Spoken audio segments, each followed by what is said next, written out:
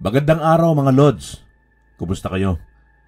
Sana'y nasa maayos kayong kalagayan at gayon din ang inyong mga mahal sa buhay. Nga pala, kagaya ng ibang tao na nagpapadala ng kanilang mga kwento, ay itago nyo na lang ang aking katauhan sa alias na Pedro. Nagmula ako sa isa sa mga probinsya sa kabisayaang bahagi ng Pilipinas. Ang istoryang ibabahagi ko sa inyo ay naikwento lang din sa akin ng lola ko noong nabubuhay pa siya. Ayon pa sa aking lola, ay narinig lang din daw niya ang kwentong ito sa mga tao sa kanilang lugar. Hindi ko nalang babanggitin ang lugar na pinagmulan ng aking lola. Nangyari ang kwentong ito taong 1886. Mismong kabuwanan daw yon ng Nobyembre at araw ng Biyernes, nang kumalat sa baryo nila lola ang usap-usapan na iniwan daw ni Mang Bertong si Aling Mercy.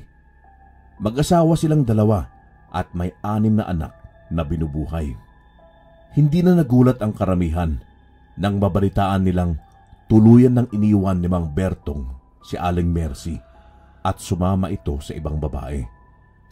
Matagal nang alam ng karamihan na may ibang babae itong si Mang Bertong at naging dahilan yon ng palaging pagtatalo ng dalawa. May haka-haka rin silang narinig na hindi lang daw si Mang Bertong ang nagloloko sa mag-asawa dahil usap-usapan na may tinatago rin daw na lalaki itong si Aling Mercy.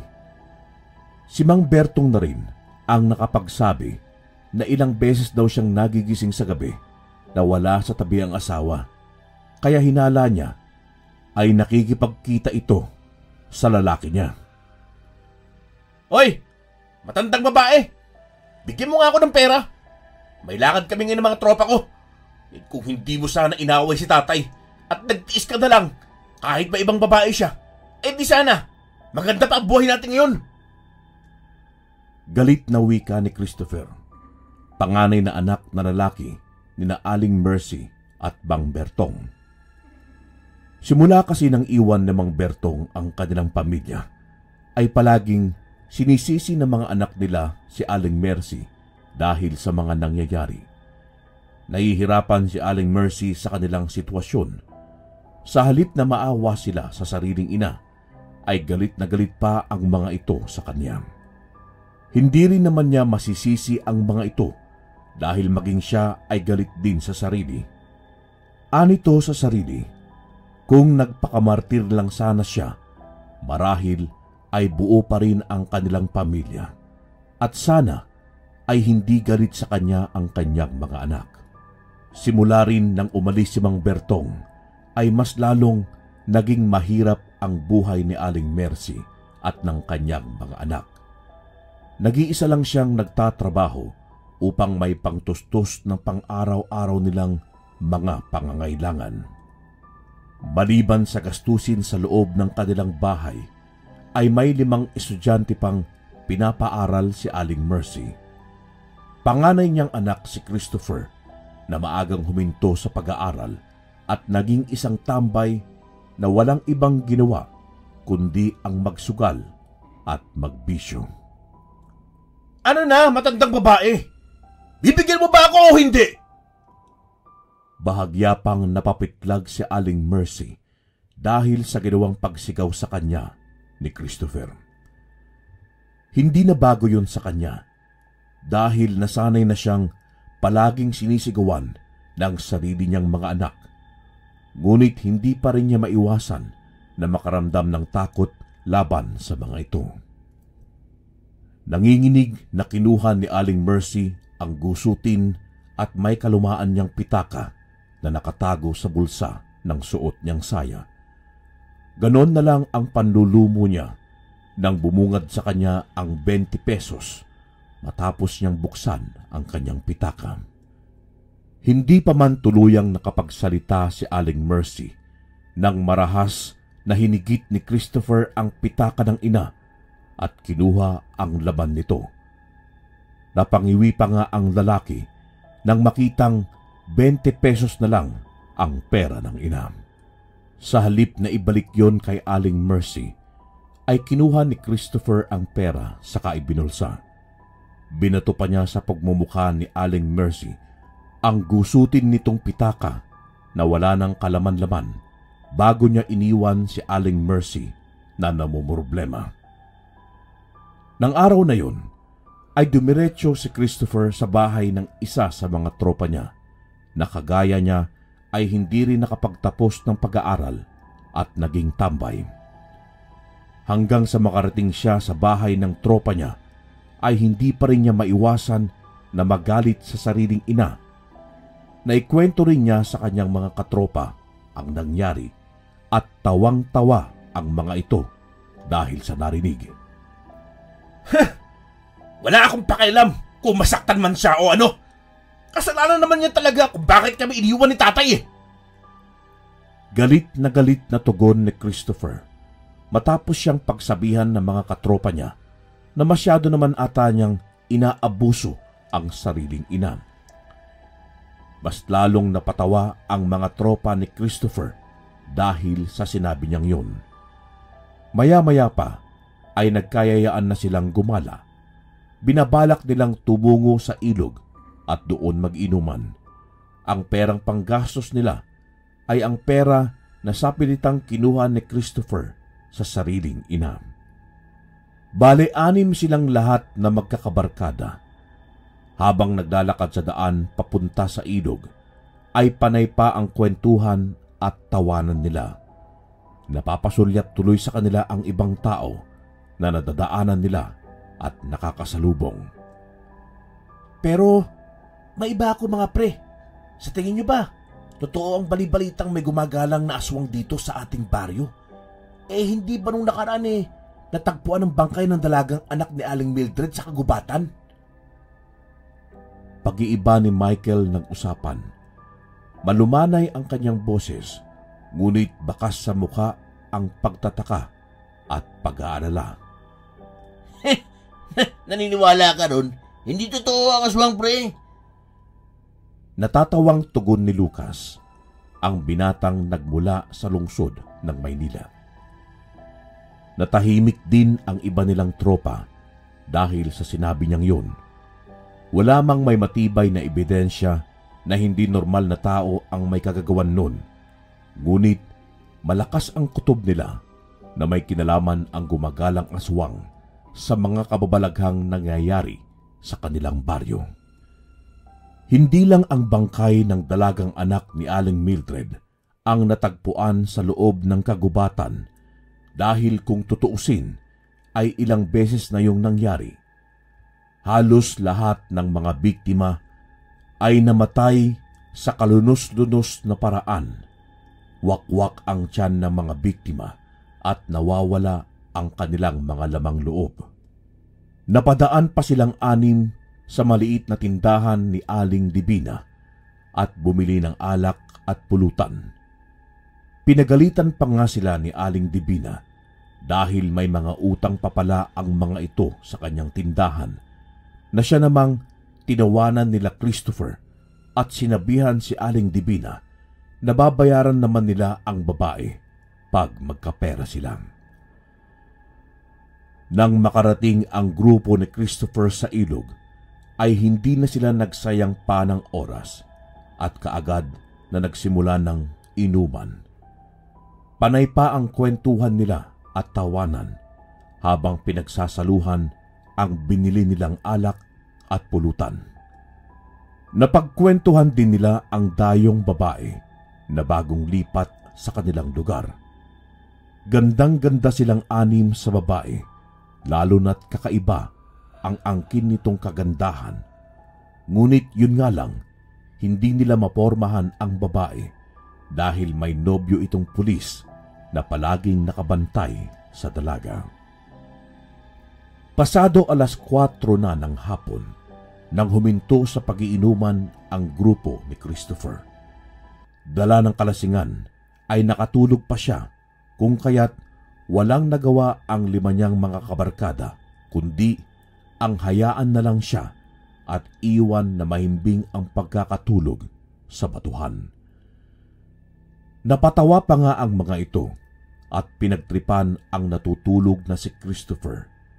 Nilagyan pa ng mga barkada niya ng putik ang kanyang muka at tinago ang butas-butas niyang tsinelas bago tuluyang umalis ang mga ito.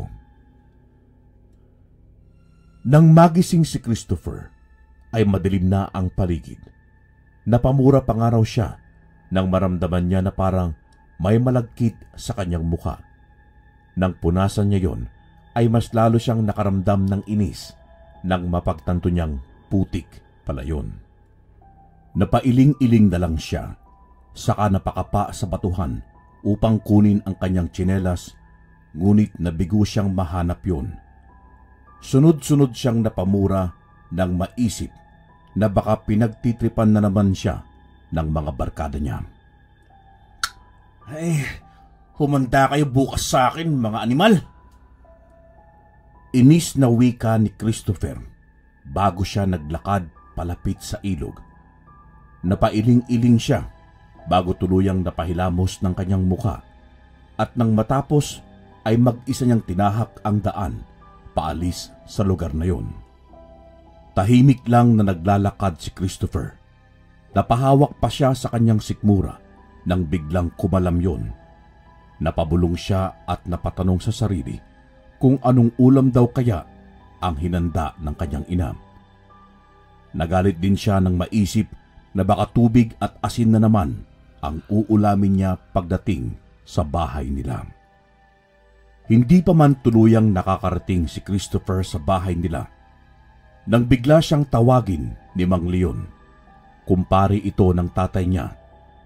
Nalaman ni Christopher mula kay Mang Leon na sinugod pala sa ospital ang bunso niyang kapatid na si Erica dahil inaapoy ito ng lagnat. Sa halip na mag-alala sa kapatid, ay napatawa lang si Christopher. Ay nako, Mang Leon. Malamang kasalanan na naman yon ng magaling kong ina. Ay, wala talagang silbi ang isang yon. Saad ni Christopher, at hindi na niya hinintay pang magsalita si Mang Leon dahil muli siyang nagpatuloy sa paglalakad. Nang makarating siya sa kanilang bahay, kagaya ng inaasahan, ang 6 niyang mga kapatid lang ang tanging naabutan niya roon. Naabutan pa nga niya ang mga ito na naglalaro ng baraha sa kanilang sala. Tinanong pa niya ang mga ito kung ano raw ba ang ulam nila para sa hapunan ng gabing yun. Ngunit nagkibit-balikat lang ang mga kapatid niya at bumalik sa paglalaro ng baraha. Napailing-iling na lang si Christopher. Saka siya lumapit sa mesa. Ngunit ganon na lang ang panlulumo niya nang masulyapan niya ang bagoong na naroon. Sa sobrang galit ay pabalang niyang tinapon ang plato na pinaglagyan ng bagoong. Buwisit talagang buhay ito! Umanda ka sa akin, babae, mamaya oras na umuwi ka rito! Galit na naisigaw ni Christopher bago siya tuluyang pumasok sa silid nila at natulog. Madaling araw na nang makauwi si Aling Mercy. Namumugto ang kanyang mata at magulo ang buhok. Bakas ang kapaguran sa mukha ng ginang at halatang problemado ito. Eksaktong kakaupo lang ni Aling Mercy sa upuan na gawa sa kawayan nang lumabas mula sa silid nila si Christopher, at nang mapansin niya ang ina ay agad niya itong nilapitan. Napangiti pa si Aling Mercy nang masulyapan niya ang anak. Agad siyang napatayo at akmang magsasalita nang bigla siyang sampalin ni Christopher at malakas na itinulak. Sa sobrang pagkakalakas ng pagkakatulak ni Christopher, ay nabangga pa ang ulo ng ginang sa upuan at nakatamo siya ng sugat sa noo. Tuluyang pumatak ang mga luha ng ginang nang sunod-sunod siyang sinigawan ni Christopher. Sinabihan pa ng lalaki ang sariling ina na walang silbi. Sa sobrang lakas ng boses ni Christopher, ay nagising pa ang mga kapatid nito at napasilip sa kanila sa sala.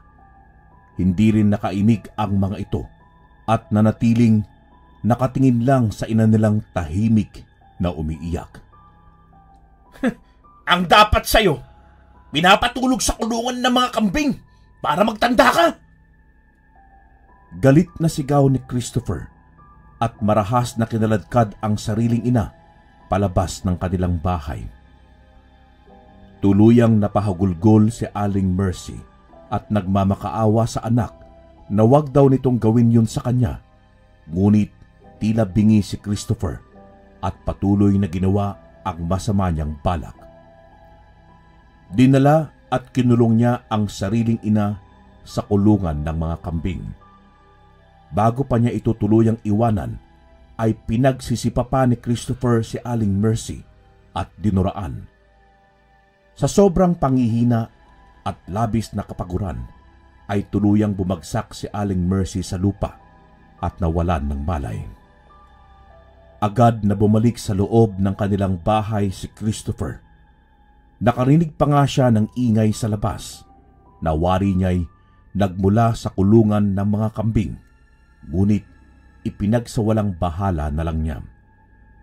Dumiretso siya sa kanyang silid-tulugan at bumalik sa mahimbing na pagkakatulog. Kinabukasan, natagpuan ng mga anak ni Aling Mercy ang ginang na nakahandusay sa lupa sa loob ng kulungan ng mga kambing. Ngunit ang mas nakaagaw ng kanilang atensyon ay ang mga bangkay ng kambing na nakahandusay sa paligid. Kalunos-lunos ang pagkamatay ng mga kambing. Wakwak ang tiyan ng mga ito at nagkalat ang mga lamang loob kagaya ng atay at bituka sa lupa. Gulat na gulat sila dahil sa kanilang mga nasaksihan. Nagkagulo ang mga anak ni Aling Mercy dahil sa kanilang nasaksihan. Ngunit labis na nag-aalala pa ang mga ito sa mga namatay na kambing kaysa sa sarili nilang ina. Nag-aalala sila na baka mas lalong magiging mahirap ang buhay nila, gayong ang mga alaga nila ay tuluyan na rin nawala. Nasa ganoon silang sitwasyon nang humahangos na dumating si Christopher. Natahimik ang iba niyang mga kapatid nang makita siya. Nakakunot pa ang noo ng lalaki at nagtatanggal ito ng muta habang palapit sa kanila. Agad silang tinanong ni Christopher kung ano raw ba ang nangyayari at kung bakit sila nagkakagulo. Nagkatinginan pa ang mga ito at nanatiling tikom ang bibig. Nakaramdam ng pagkapikon si Christopher dahil sa inesta ng mga kapatid niya, kaya marahas na itinulak niya ang mga ito na nakaharang sa kulungan. Ngunit ganoon na lang ang pagkagulat niya nang masaksihan niya ang mga bangkay ng kambing na nagkalat sa paligid. Umaalingasaw din ang mabahong amoy ng mga bangkay at mga lamang loob na nagkalat sa paligid. Lintik na animal! Sinong hayop ang may kagagawa nito? Umalingaw-ngaw ang ginawang pagsigaw ni Christopher. Bakas ang sobrang galit sa kanyang muka at labis pa itong namumula. Mas lalong natahimik ang mga kapatid niya. Galit na binalingan ni Christopher si Aling Mercy na ng mga sandaling yun ay nakahandusay pa rin sa sahig. Kinuha pa ni Christopher ang timba sa isang sulok na may lamang tubig.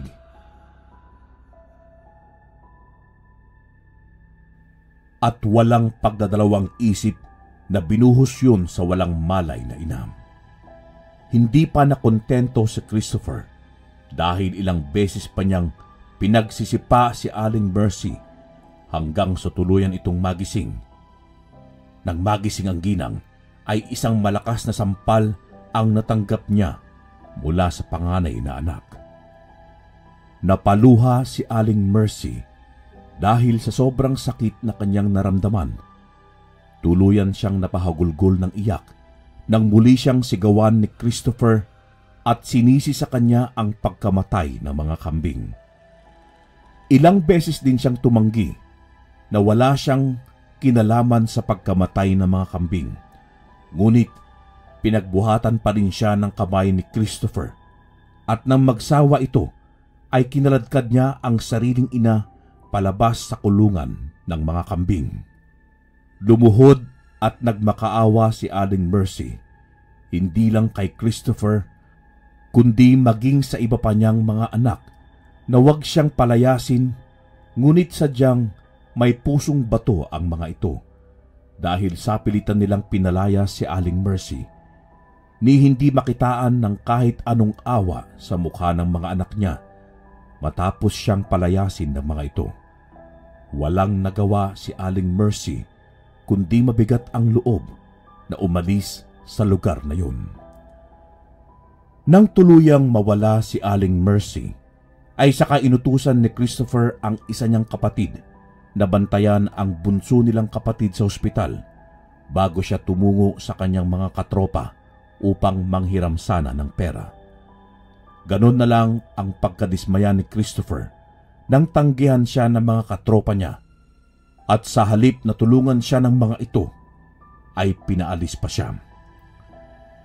Walang nagawa si Christopher kundi ang magtrabaho upang kumita ng kakarampot na barya upang may makain sila ng mga kapatid niya at upang mailabas nila sa ospital ang bunso nilang kapatid. Nang sumunod na araw, ay muling umusbong ang usap-usapan sa kanilang baryo na may natagpuan na naman daw na bangkay sa gitna ng kagubatan at kagaya ng mga naunang biktima ay kalunos-lunos din ang sinapit ng biktima. Habang lumilipas ang mga araw ay mas lalong lumalala ang mga pangyayari sa kanilang baryo. Binalot ng misteryo at kababalaghan ang kanilang lugar na siyang ikinabahala ng maraming tao. Habang lumilipas ang panahon ay mas lalo ring nagiging agresibo ang gumagalang aswang sa kanilang baryo. Kahit umaga minsan ay nagagawa na nitong umatake. Gabi ng Biyernes, nagkataong nasa kalagitnaan ng tahimik na paghahapunan si Christopher at maging ang mga kapatid niya nang makarinig sila ng sunod-sunod na pagkatok mula sa pintuan. Nakaramdam pa nga ng pagkakayamot si Christopher at agad niyang inutusan ang isa sa mga kapatid niya na tingnan kung sino man ang taong kumakatok sa pinto nila, na agad namang sinunod ng kapatid niya. Ilang saglit pa ay bumalik ang kapatid niya at sinabing wala namang tao raw sa labas. Napailing-iling na lang si Christopher bago sila bumalik sa naudlot nilang paghahapunan. Maya-maya pa ay may kumakalampag sa kanilang bubungan. Napamura pa nga si Christopher dahil sa pagkagulat. Bigla siyang napasulyap sa nakabukas nilang bintana, ngunit ganoon na lang ang pagkagitla niya nang masulyapan niya ang isang mukha na nakasilip sa bintana. May kadiliman man sa bandang kinaroroonan ng nilalang, ay malaya pa ring nasilayan ni Christopher ang namumula nitong mga mata. Mabilis na napatayo si Christopher mula sa kanyang kinaupuan, at bago pa man siya tuluyang makalapit sa bintana, ay biglang naglaho ang sinumang nilalang na nakasilip sa kanilang bintana. Napatakbo pa sa labas ng kanilang bahay si Christopher at nagbabaka sakaling may maabutan siya, ngunit ni anino ay wala siyang nakita. Nang makabalik sa loob ng bahay nila Christopher, ay tinanong pa siya ng mga kapatid niya kung ano raw ba ang nangyari at kung bakit ito biglang lumabas, ngunit nanatiling tikom lang ang bibig ni Christopher. Hindi niya maiwasan na mabahala na baka may ibang ibig sabihin ang biglang pagpapakita sa kanila ng misteryosong nilalang. Hindi niya maiwasang mag-alala, lalo na't mainit pa rin ang balita sa kanilang lugar tungkol sa gumagalang aswang. Ang insidente ng gabing yun ay muling naulit. Halos gabi-gabi na lang ay may kumakalampag sa bubungan nila at may mga mata na nagpapakita kay Christopher. Ilang beses ding may natagpuan na patay na alagang hayop sa labas ng kanilang bahay. Ang pangyayaring yun ay inulat na rin ng magkakapatid sa kanilang barangay at pinaimbestigahan na rin. Ngunit kagaya ng ibang mga kaso ay hindi sila nakakuha ng magandang resulta. Wala silang ebidensyang nakalap na magtuturo laban sa kung sino man ang salarin. Nang dahil rin sa mga pangyayaring yun, ay binalot ng takot at pag-aalala ang magkakapatid sa isiping baka babalayon at nasa panganib ang kanilang mga buhay. Isang hapon, isang oras bago tuluyang kumagat ang dilim, habang masayang nakikipag-inuman si Christopher sa kanyang mga katropa, ay humahangos na dumating si Lionel, ikatatlo sa kanilang magkakapatid. Takang-taka pa si Christopher nang makita ang kapatid, lalo na't humahangos ito at natataranta rin. Kuya! Kuya! Si Miko! Inatake ng aswang! Saad ng kapatid niya na ang tinutukoy ay ang ikaapat nilang kapatid na lalaki. Natataranta ito at hindi mapakali.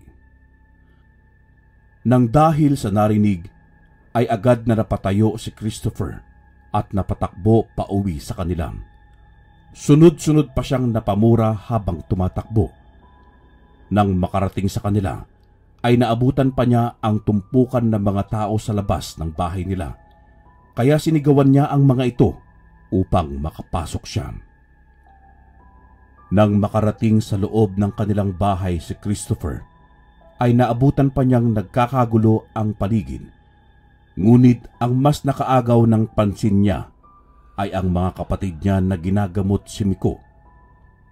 Nakatamo pala ang lalaki ng sugat sa bandang tiyan, ngunit dahil wala silang kapera-pera, ay ang mga kapatid niya na lang mismo ang gumamot kay Miko. Agad na nilapitan ni Christopher ang mga kapatid at tinanong kung ano ba ang nangyari, kaya naikwento ng mga ito sa kanya na bigla na lang daw may pumasok at umataking aswang sa loob ng kanilang bahay. Sama-sama raw nila itong nilabanan, ngunit sa kasamaang palad ay aksidenteng nakalunot pa ng aswang ang bandang ibaba ng tiyan ni Miko. Nasa seryosong pag-uusap si Christopher at ang mga kapatid niya nang dumating si Aling Mercy. Nagulat pa nga ang magkakapatid nang makita ang ginang. Bakas sa mukha ng ginang ang labis na pag-aalala at nang makita nito si Miko ay napatakbo ito palapit sa lalaki at tinulungan itong gamutin ang sugat niya. Hindi na nakapagsalita pa si Christopher at sa halip ay tahimik na lang siyang lumabas sa kanilang bahay. Hindi rin maiwasan na magtaka ni Christopher kung bakit bigla na lang sumulpot ang kanyang ina. Ilang linggo na kasi nila itong hindi nakikita matapos niya itong palayasin. Napabuntong hininga na lang si Christopher at ipinagsawalang bahala na lang ang bagay na yun. Napagdesisyonan din niya na puntahan ng kanyang ama sa kabilang baryo at manghiram ng pera rito upang maipagamot si Miko. Nang makarating sa kabilang baryo, ay hindi naman kaagad nahirapan pa si Christopher na hanapin ang bagong bahay na tinitirhan ng ama at ng bago nitong kinakasama. Nang makarating siya sa bahay ng kanyang ama, ay mainit siyang tinanggap sa pamamahay nito at pinagtimpla rin siya ng kape ng bagong kinakasama ng kanyang tatay. Agad na pinaalam ni Christopher ang kanyang pakay sa kanyang ama at kunento rin nito ang lahat ng mga nangyari. Anak, may dapat kang malaman tungkol sa iyong ina. Matagal ko nang inilihim ang sekreto, pero sa tingin ko, ito na ang tamang oras para malaman mo ito. May dapat kang malaman tungkol sa tunay na katauhan ng iyong ina. Chris, mag-iingat kayo sa kanya dahil hindi siya ordinaryo. Isa siyang aswang. Seryosong saad ni Mang Bertong na siyang ikinagulat ni Christopher. Lakad-takbo ang ginawa ng mag-amang sina Mang Bertong at Christopher. Bawat pagpatak ng segundo ay kapwa sila nakaramdam ng takot at kaba. Labis silang nakaramdam ng pag-aalala sa mga kapatid na naiwan sa pangangalaga ni Aling Mercy. Hindi nila maiwasan na makaramdam ng takot, lalo na at nasa panganib ang buhay ng mga ito. Habol hininga si Christopher kahit na nakakaramdam na ng kapaguran sa sobrang layo ng kanilang tinakbo ay hindi pa rin siya tumigil. Halos hindi siya makapaniwala dahil sa kanyang mga nadiskubre. Gulat na gulat siya matapos ipagtapat ng kanyang ama ang tunay na katauhan ng ina niyang si Aling Mercy. Hindi niya inaasahan na malalaman na aswang pala ang kanyang nanay. Nalaman din niya mula sa ama niyang si Mang Bertong na ang lola ng nanay niya ay isa ring aswang at bago mamatay ang matandang babae ay pinasa pala nito ang mutya ng aswang kay Aling Mercy. Nalaman din ni Christopher na kaya pala iniwan ng Mang Bertong si Aling Mercy. Yun ay dahil sa takot at hindi na nakaya ng konsyensya ng lalaki na habang buhay na itago ang lihim ng kanyang asawa. Ilang beses din daw na nahuli ni Mang Bertong ang kanyang asawa na kumakain ng patay na alagang hayop sa likuran ng kanilang bahay. Nung nagsasama pa raw ang mag-asawa sa iisang bubong, ay gabi-gabi na lang na nagigising si Mang Bertong na hindi katabi si Aling Mercy at umuuwi raw ang babae tuwing madaling araw. Duguan pa raw ito at sobrang baho ng amoy. Hindi na nakayanan lahat yon ni Mang Bertong, kaya napagpasyahan niyang sumama sa ibang babae at tuluyang iwan ang kanyang pamilya. Kung nakakaramdam si Christopher ng galit sa ina, ay mas lalong umaapaw ang galit na naramdaman niya sa kanyang ama. Hindi niya maiwasan na magalit sa ama dahil alam na pala nito ang lihim ni Aling Mercy.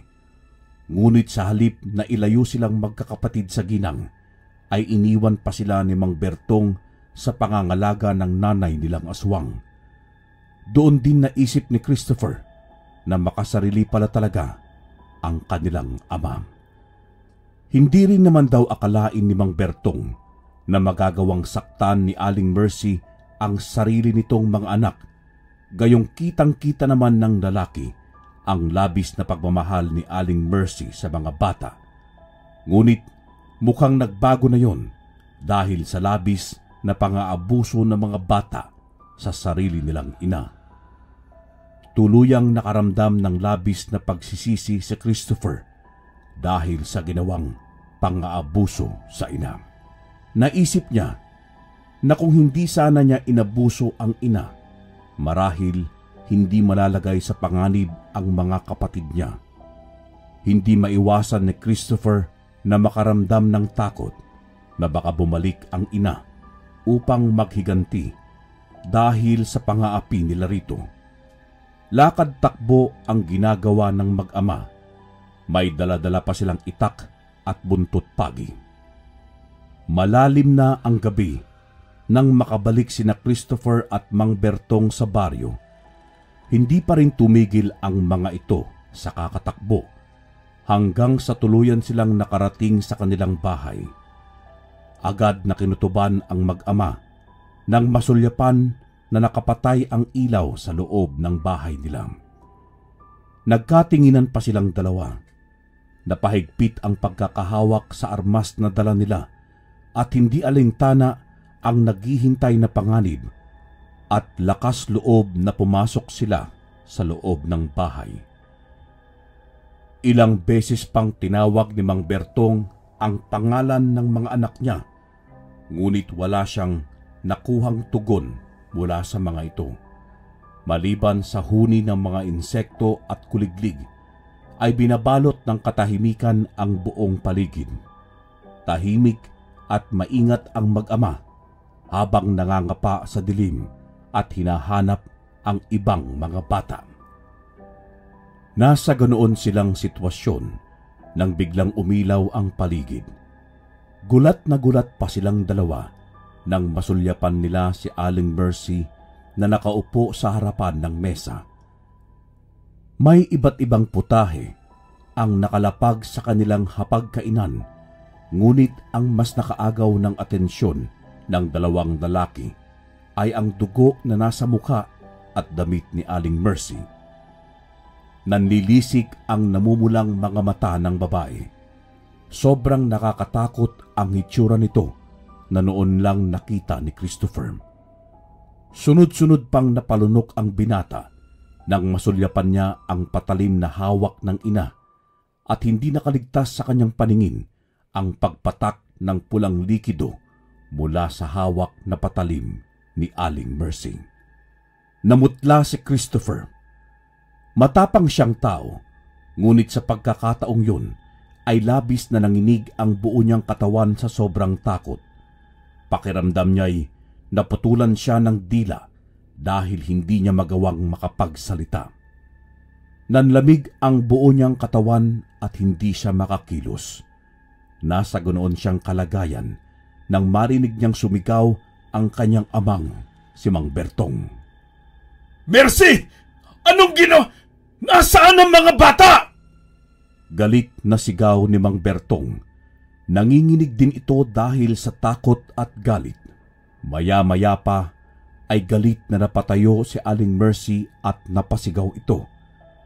Saad ni Aling Mercy, buong buhay niya ay wala siyang ibang ginawa kundi ang magsakripisyo at pagsilbihan ang kanyang pamilya, lalo na ang kanyang mga anak. Binuhos niya ang kanyang oras at pagmamahal para sa mga ito. Dugo at pawis ang naging puhunan niya upang mabuhay lang ang mga bata simula nang umalis si Mang Bertong. Ngunit sa kabila ng mga sakripisyo at paghihirap niya, ay pang-aabuso at pang-aapi lang ang natanggap niya mula sa mga ito. Galit na galit si Aling Mercy habang sinasabi niya ang kanyang mga hinaing at hinanakit. Tuluyang napahagulgol ang ginang sa sobrang sakit at hirap na kanyang pinagdaanan. Ang dating pagmamahal na naramdaman niya para sa kanyang pamilya, sa isang iglap ay naglaho at napalitan ng galit at pagkamuhi.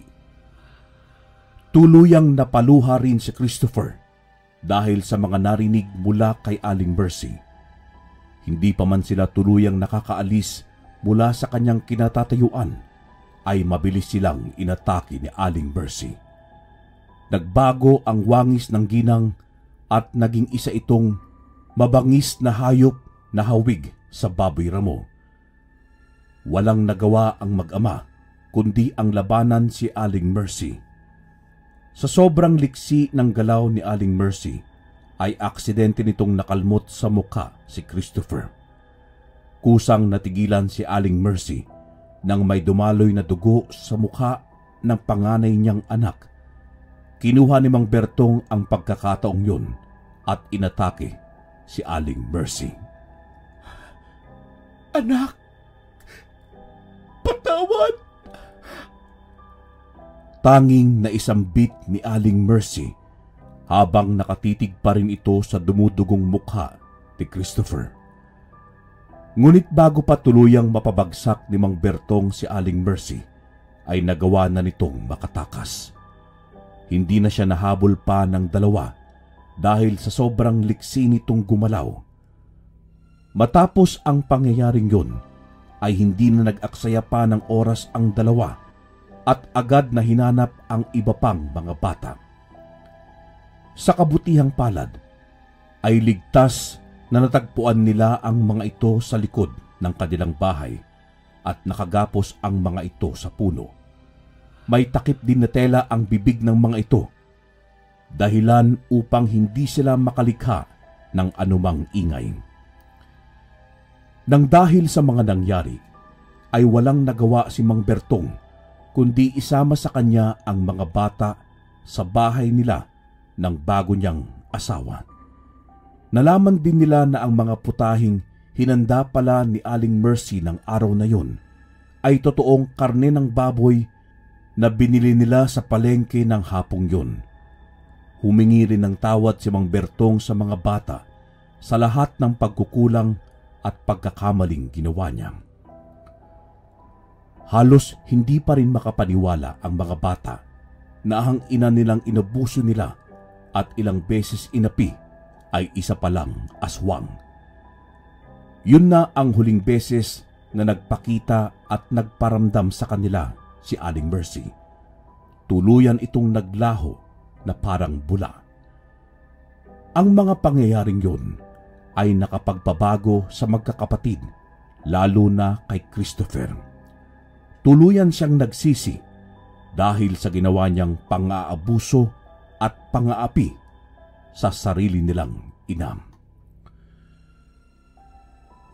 Dito nagtatapos ang kwento ng lola ko. Mga Lods, para sa akin ay hindi naman pala ganong kasama si Aling Mercy, lalo na sa kanyang pamilya. Sabihin na nating nakaramdam siya ng galit sa mga anak niya at ilang beses niyang tinakot ang mga ito. Ngunit sa huli ay lumambot din naman ang puso niya at mas nanaig pa rin ang pagmamahal niya para sa mga ito. Totoo nga ang sinasabi ng mga matatanda na walang ina ang hindi makakatiis sa mga anak. Hanggang dito na lang ang aking kwento, mga Lods. Sa ulitin, ako po si Pedro. Mapagpalang araw sa lahat ng mga kalakbay. Wakas.